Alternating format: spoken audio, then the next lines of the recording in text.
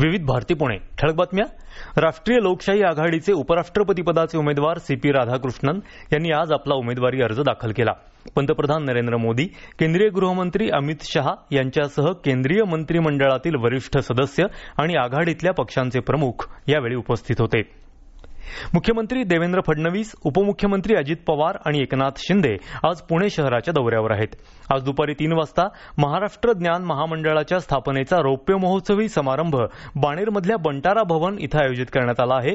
तर संध्याकाळी 6:30 वाजता सावित्रीबाई फुले पुणे विद्यापीठ चौकातील दुमजली उड्डाणपुलाचा लोकार्पण सोहळा आहे. त्यामध्ये मुख्यमंत्री आणि दोन्ही उपमुख्यमंत्री सहभागी होणार आहेत.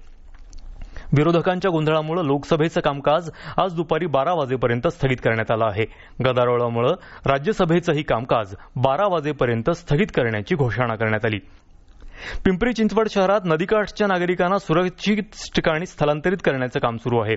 रामनगर बोपखेल इथल्या 40, पिंपळे निलख पंचशील नगर इथल्या 25 आणि पिंपळे गुरव लक्ष्मीनगर भागातल्या 45 जणांना त्या भागातल्या महापालिका शाळांमध्ये स्थलांतरित करण्यात आलं आहे.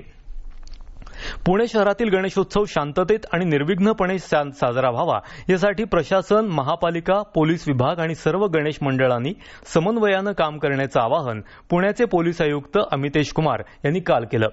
शहरातील मंडळांच्या अध्यक्षांच्या संयुक्त बैठकीत त्यांनी हे आवाहन केलं.